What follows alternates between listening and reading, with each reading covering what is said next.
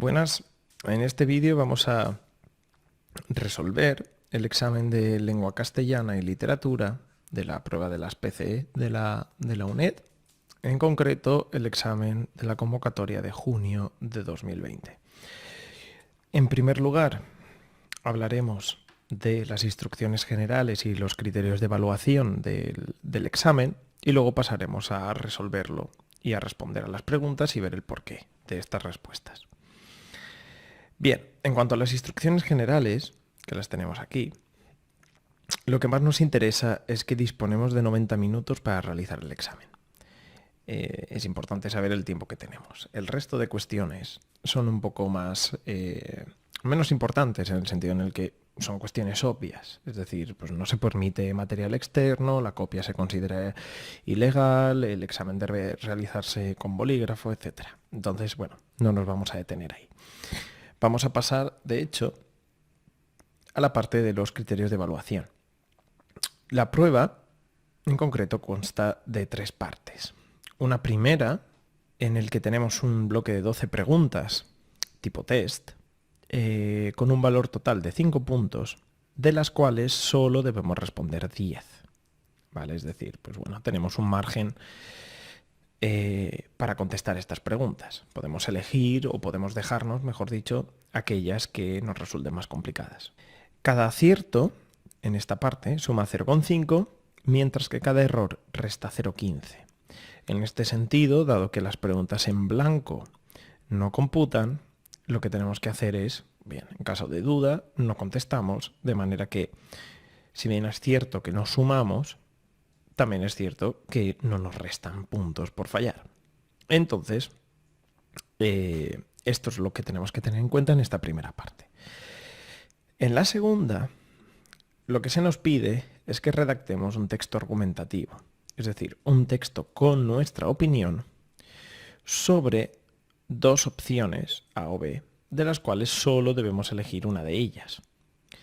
Es decir, nos ofrecerán 2 temas y elegiremos uno, del cual escribiremos una opinión personal. El valor total de esta parte es de 2 puntos. Lo que sí que tenemos que tener en cuenta aquí, tanto en esta parte como en la tercera, pero no en la primera, es que las faltas de ortografía cuentan. Nos pueden descontar puntos por las faltas de ortografía, así que tenemos que ir con cuidado, dado que es una pregunta de redacción. Por último, en la tercera parte, lo que tenemos es que hay que desarrollar un tema de literatura que tiene un valor total de 3 puntos. El procedimiento es más o menos igual que el bloque anterior. Se nos dan 2 opciones, A y B. Tenemos que elegir solo una de ellas y escribir la pregunta de literatura. Al igual que el anterior, las faltas de ortografía también cuentan, también nos restan puntuación. Dicho esto, lo que vamos a hacer a continuación es vamos a resolver la primera parte del examen. Vamos a ver las respuestas y cómo solventarlo. Si bajamos la hoja, veremos que lo primero que nos encontramos es con un texto. Por lo tanto, lo que os recomiendo ahora es que pauséis el vídeo, leáis esta parte del texto y luego leáis la siguiente parte del texto.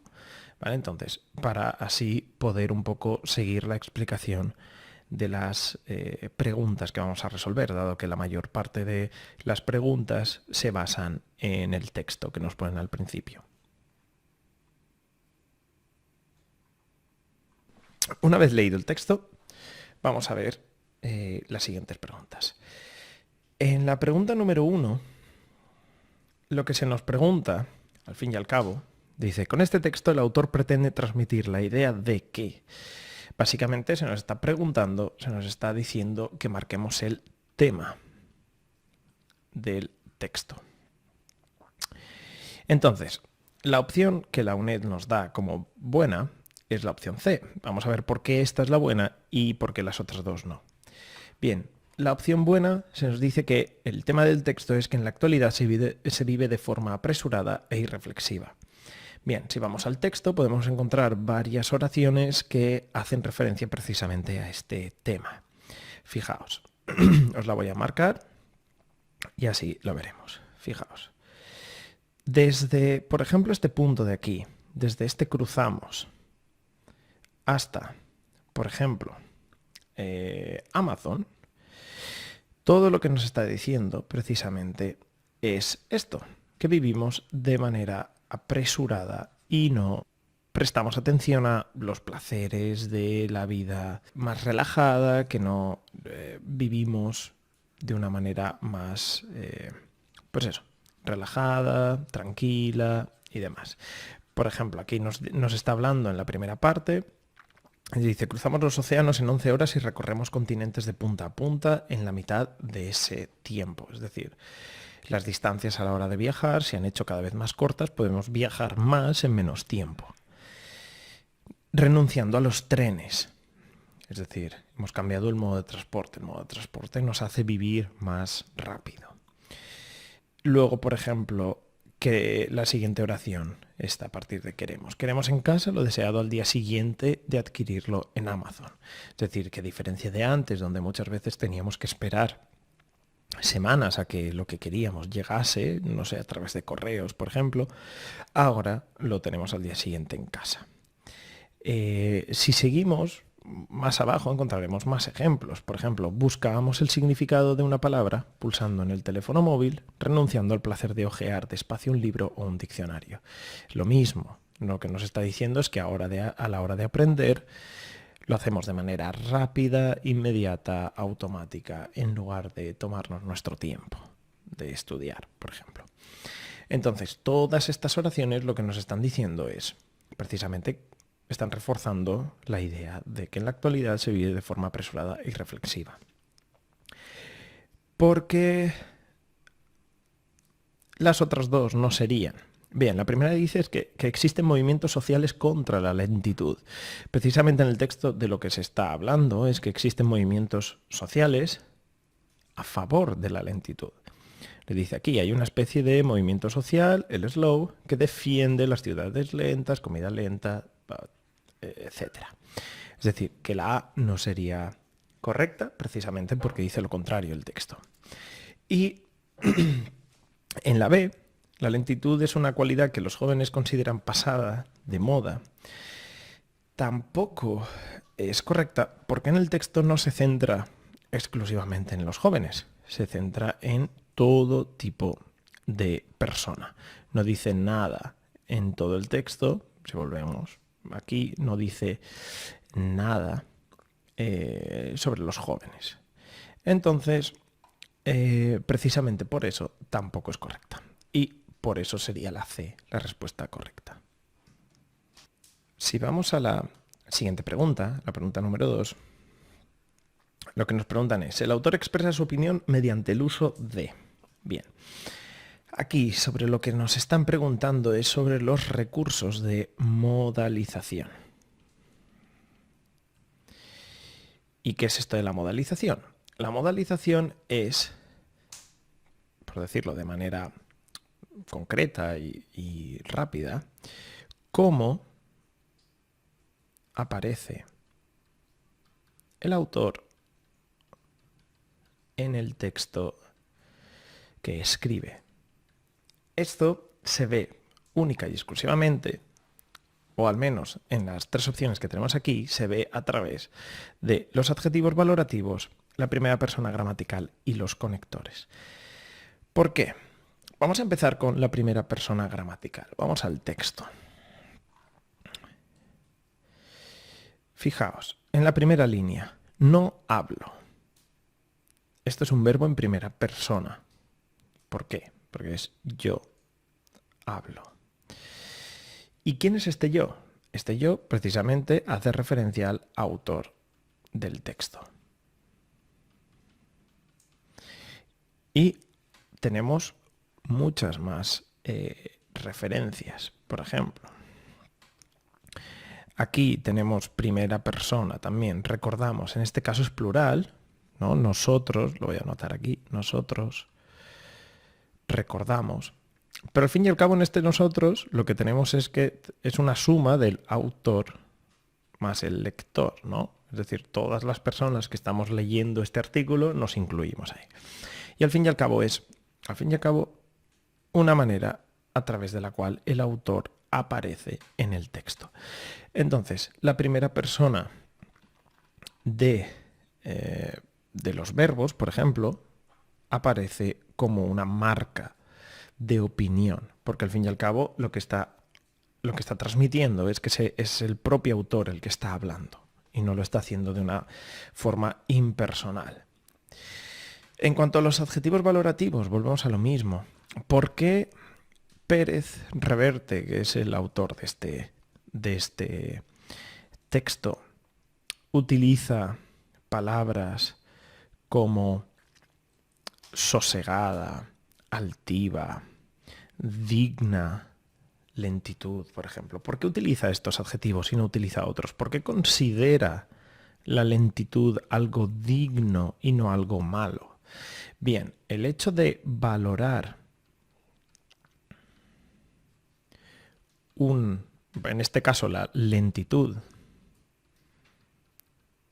como algo digno es, de hecho, una opinión suya.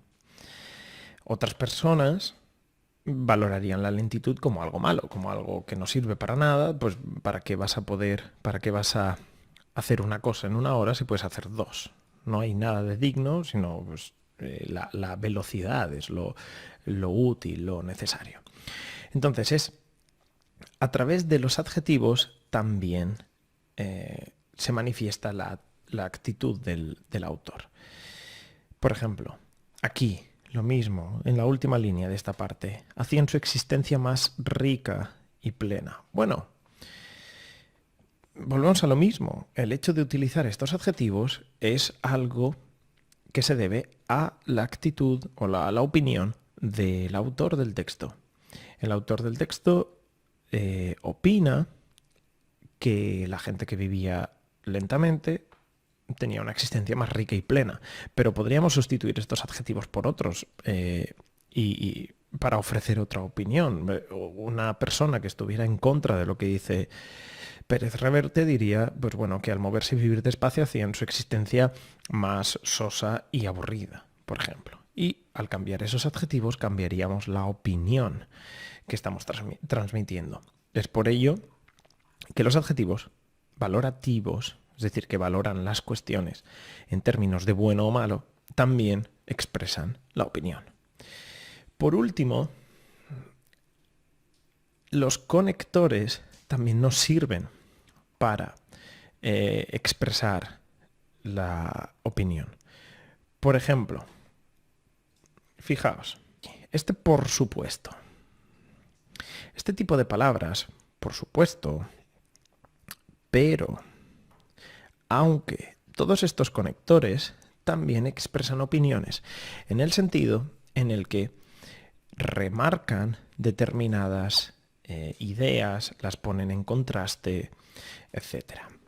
Es decir, ¿por qué Arturo Pérez Reverte dice aquí? Por supuesto, vivir con lentitud, sin parecer torpe o indolente o serlo, es el arte de unos pocos. Bueno, ¿por qué por supuesto? Y no sin embargo, ¿no? Es decir, ¿por qué utiliza el autor ese por supuesto? ¿Por qué piensa que es algo que todo el mundo debe suponer, que todo el mundo debe entender? Porque lo hace desde su punto de vista. ¿Vale? Entonces los conectores también expresan la opinión, el cómo organizamos unas ideas, por qué ponemos unas ideas primero y por qué ponemos otras ideas después. El orden de las ideas y cómo las unimos también refleja nuestra opinión. Entonces es por ello que esta primera opción es la que respondería a la pregunta del examen. Los sustantivos y los préstamos lingüísticos de la opción B no serían, porque los préstamos lingüísticos no necesariamente tienen por qué servir para expresar la opinión. El tomar una palabra de un idioma extranjero no implica una opinión, ¿no? El hecho de utilizar parking en lugar de aparcamiento no implica una opinión sobre ningún tema. Y los verbos en imperfecto indicativo y oraciones simples tampoco sirven para expresar la opinión por sí mismas. Es decir, el hecho de hablar con oraciones con un solo verbo no está transmitiendo de por sí una opinión. Vamos ahora a la pregunta 3. Nos dice: mediante el uso de la conjunción aunque, el autor pretende introducir una causa, una consecuencia o una idea de contraste. Bien, vamos a ver dónde encontramos esta conjunción en el texto y vamos a ver qué idea está intentando transmitir. Bien, justamente ya habíamos encontrado esta conjunción en el texto, la tenemos aquí, marcada de amarillo. Vamos a leer, o cuando nos pregunten por conjunciones, por nexos, al fin y al cabo, lo que tenemos que hacer, dado que un nexo sirve para unir, lo que tenemos que hacer para encontrar su significado es ver qué viene antes y qué viene después. Es decir, qué está uniendo, qué dos partes se están uniendo. Vale. Entonces, vamos a leer justo la parte de antes. Dice, pero, vamos a empezar aquí con el pero. Pero quien sabe ser lento acaba siendo rico, y el apresurado suele caer, además, en el ridículo, aunque tampoco el ejercicio de la lentitud sea una garantía contra la ridiculez.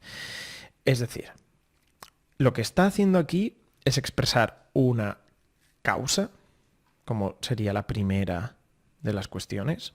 No, en realidad no está expresando ninguna causa, porque si estuviese expresando alguna causa, podríamos sustituirlo, por ejemplo, por un porque, un ya que, un a causa de que. Por lo tanto, yo no puedo poner ninguno de estos tres nexos en lugar del aunque, y tiene sentido. Vamos a ver si expresa una consecuencia. Si expresara una consecuencia, yo pondría cambiar este aunque por a consecuencia de. Pero lo que sucede, o a consecuencia de que, lo que sucede es que tampoco lo puedo cambiar por esto. Por lo tanto, no es un conector que expresa una causa, una consecuencia, perdón.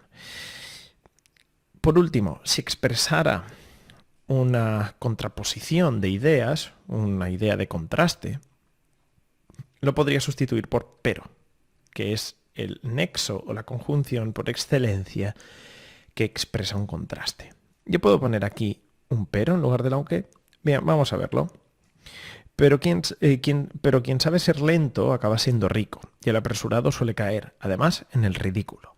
Pero tampoco el ejercicio de la lentitud es garantía, habría que cambiar el verbo aquí, contra la ridiculez. Es decir, que de todos estos nexos, el único que nos sirve aquí es pero. Y como pero indica una idea de contraste o de contraposición, y yo lo puedo sustituir, significa que aunque tiene el mismo significado. Es por ello que la opción C es la correcta en la pregunta 3. Bien, si seguimos en la pregunta 4, dice: el autor repite el uso de adjetivos, sustantivos y adverbios referidos a la velocidad, lentitud, rapidez, lento, apresurado, despacio, rápido, para, bien, mostrar su riqueza de vocabulario sobre el tema. Bien, dado que no es un texto técnico en el que debamos manejar un vocabulario específico y por lo tanto demostrar que sabemos del tema, esta opción no sería la correcta.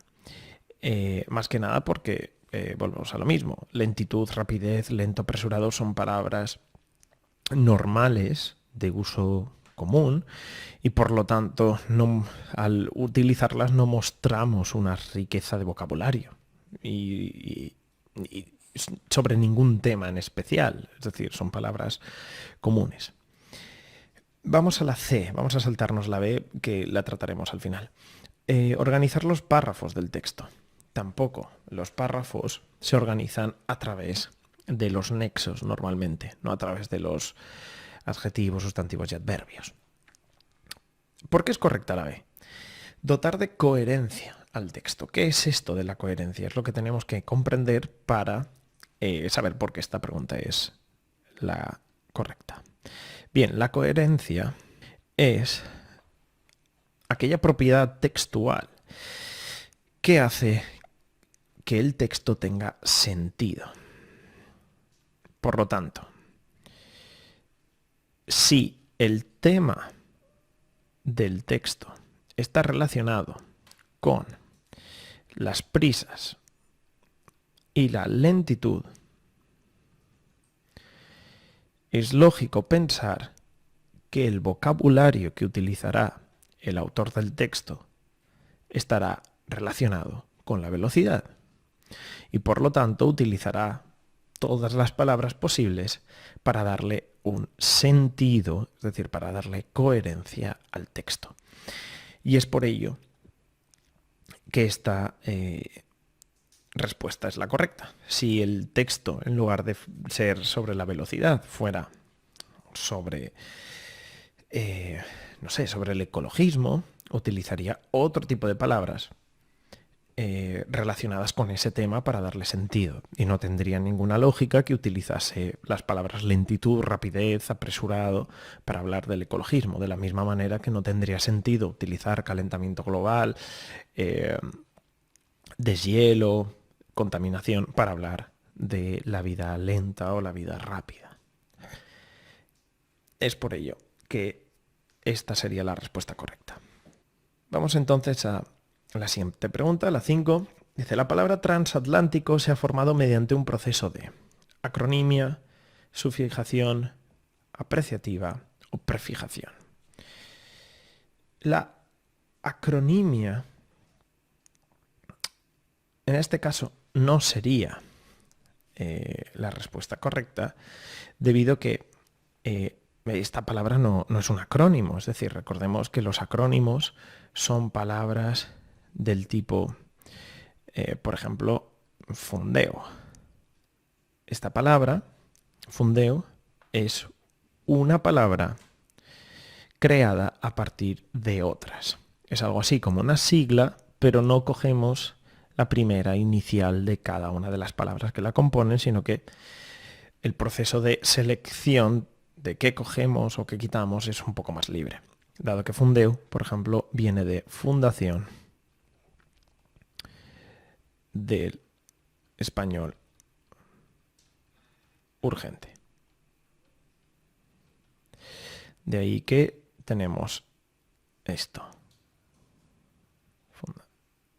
Cogemos este tipo, estas letras, ¿vale? Bien, vamos a ver por qué la B no es. ¿Qué es esto de la sufijación apreciativa? La sufijación apreciativa no es nada más que los diminutivos o los aumentativos. Un ejemplo rápido de esto es, por ejemplo, si yo tengo mesa, yo puedo decir mesita. Y lo que estoy haciendo es utilizar un diminutivo para crear otra palabra y tiene una apreciación, ¿no? O por ejemplo de niño, yo puedo decir niñito. Y tiene es una sufijación apreciativa, dado que le estoy añadiendo una especie de significado extra. En este caso, pues más cariñoso, por ejemplo. Lo mismo sucedería con el aumentativo de coche. Yo puedo crear la palabra cochazo, en la que utilizo un aumentativo. Y por ello estaría añadiéndole una información extra. ¿Por qué esta palabra está hecha por prefijación? Bien, si cogemos la palabra transatlántico, la vamos a coger de aquí. Vamos a buscar cuál es la palabra original. La palabra original es atlántico. Y esta palabra lo que hace es que le añadimos este prefijo de aquí, trans, que significa más allá de. este caso, ¿no? Por lo tanto, un barco transatlántico no es más que un barco que va más allá del Atlántico o que cruza el Atlántico de parte a parte. Y por eso es una palabra creada por prefijación. Vamos entonces a la pregunta 6. Aquí nos preguntan por la estructura morfológica, es decir, separar los componentes de las palabras. Algo así como lo que hemos hecho en la pregunta 5 con transatlántico, coger cuál es la raíz, cuál es el lexema, cuáles son los diferentes morfemas, prefijos, etc. Vale, pero aquí nos lo preguntan de una manera más específica. Bien, vamos a ver por qué ridiculez es la opción correcta. Si cogemos la palabra, la voy a escribir aquí, veremos que lo primero que tenemos que hacer aquí para saber analizar esta palabra es saber de dónde viene. Y viene de ridículo. Lo segundo que nos tenemos que preguntar es ¿qué comparte la palabra ridiculez con ridículo? Al responder esta pregunta nos daremos cuenta de que lo que comparten es esto de aquí que estoy marcando de azul. Por lo tanto, esto será el lexema. La parte, la base a partir de la cual formaremos la palabra al añadirle prefijos y sufijos. Por lo tanto, lo que se queda fuera, este eth, no es más que un sufijo. Entonces, esta es la respuesta correcta. Es decir, que tenemos que es una palabra sufijada, como bien dice aquí, le hemos añadido un sufijo, y la palabra básicamente es, como lo separan aquí por corchetes, ridículo por un lado, eth por otro. Ridículo sería el lexema y el eth sería el sufijo. Las otras opciones no serían correctas, primero porque están mal divididas.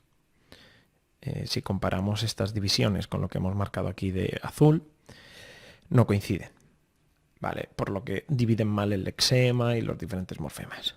El segundo, no es una palabra parasintética. Una palabra parasintética necesitaba prefijo y sufijo al mismo tiempo, y aquí solo tenemos un sufijo. Y tampoco es una palabra prefijada, porque no tiene prefijo ninguno, lo que tiene es sufijo, ¿vale? Y es por ello que es la opción A la correcta. Vale. Vamos con la 7. Las palabras perezoso y ansioso, bien, comparten la sílaba oso, bien, pero cuidado, no sería correcta porque no es una sílaba, sino que son dos sílabas. Si separamos, por ejemplo, la palabra perezoso, la separación por sílabas sería así, perezoso. Por lo tanto, estos son dos sílabas diferenciadas. Por lo tanto, la A no sería. La B dice, son sustantivos derivados de adjetivos mediante los sufijos so. Vale, vamos a ver. Perezoso y ansioso, ¿de dónde vienen? Pues vienen de pereza y vienen de ansia. Por lo tanto, si le añadiéramos simplemente so, lo que nos daría sería perezaso y ansiaso. Si le añadiéramos directamente los sufijos. Por lo tanto, tampoco es la respuesta que nos interesa. Dice, son adjetivos derivados de sustantivos mediante el sufijo oso. Esta es la correcta. Bien. Si cogemos pereza, le ponemos oso y ya tenemos perezoso, y lo mismo con ansia, ansioso. Vale. Bien, en la pregunta 8 nos piden que analicemos o que expliquemos qué es el elemento subrayado, es decir, qué es la palabra quién en esta oración. Vale, nos marcan que es un pronombre relativo con función de sujeto. Vale. En primer lugar, se trata de un pronombre relativo porque, a ver, quién normalmente siempre hace pronombre relativo, o también puede hacer de pronombre interrogativo. Pero bien, es un pronombre.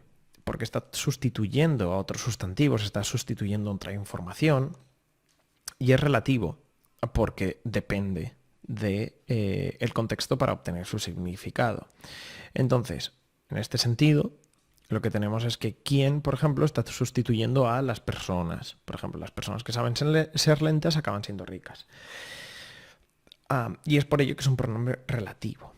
Ahora bien, vamos a ver por qué tiene función de sujeto. En este caso, vamos a hacer lo siguiente. Para saber si una palabra tiene o hace función de sujeto, lo que vamos a ver primero es si está en singular o está en plural. Entonces, este quién está en singular. Lo siguiente que vamos a hacer es pasarlo a plural. Por lo tanto, el plural de quién es quiénes. Yo puedo decir quiénes sabe ser lento acaba siendo rico.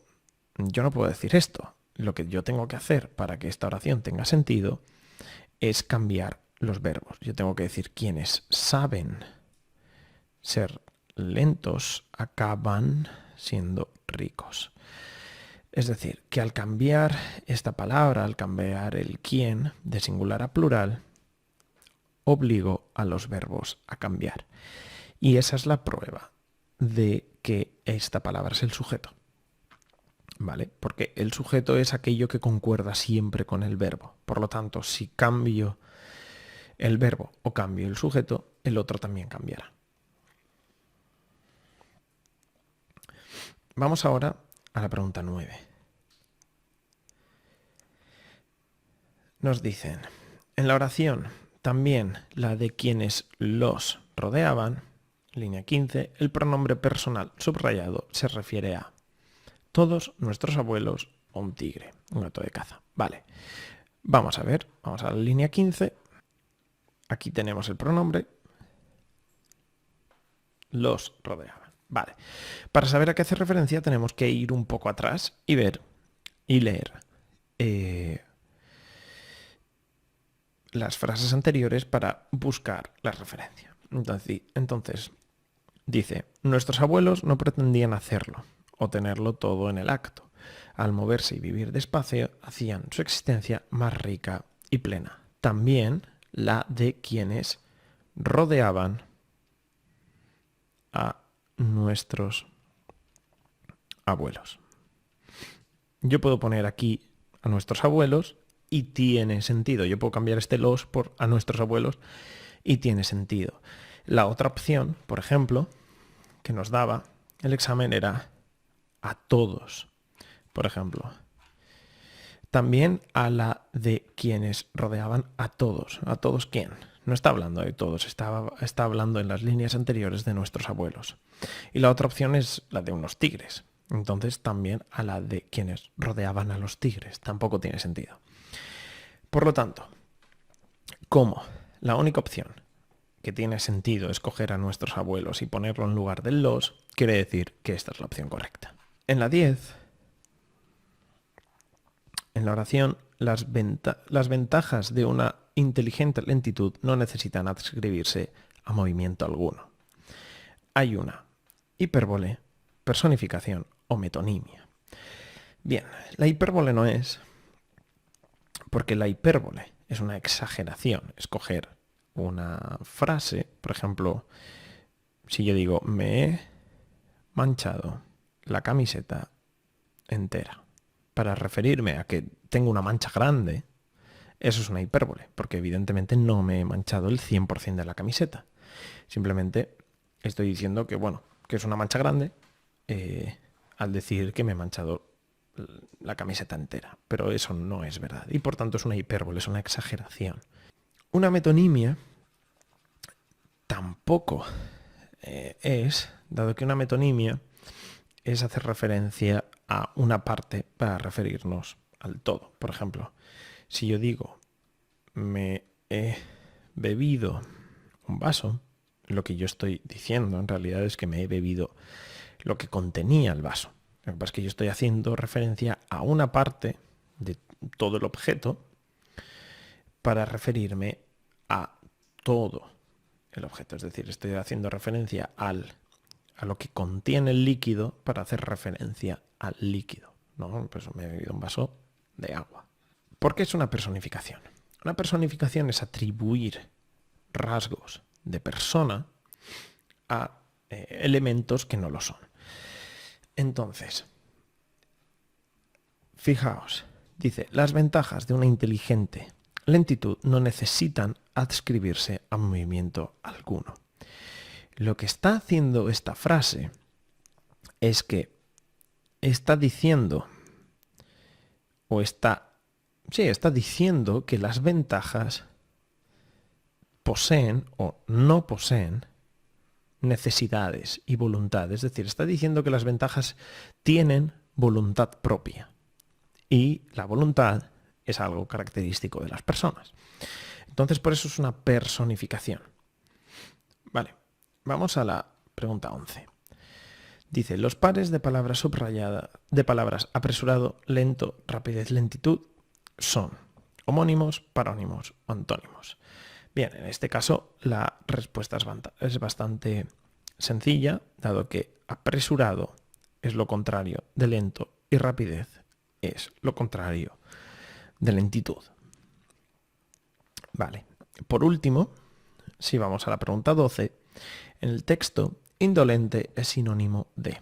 Bien, lo que podemos hacer para responder a esta pregunta, en caso de que nos pongan palabras un poco más complejas o que no utilicemos en el día a día, que normalmente es lo que harán, es coger las palabras que tenemos aquí y colocarlas en el lugar de la palabra que nos preguntan.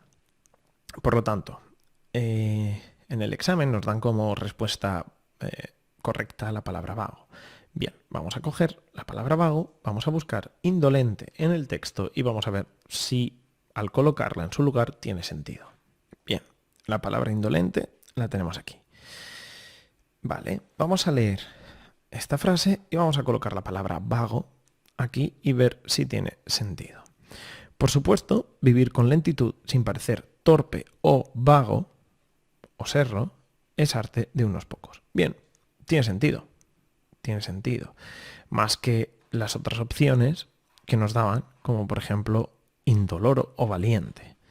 No, pues por supuesto vivir con lentitud sin parecer torpe o valiente no tiene sentido.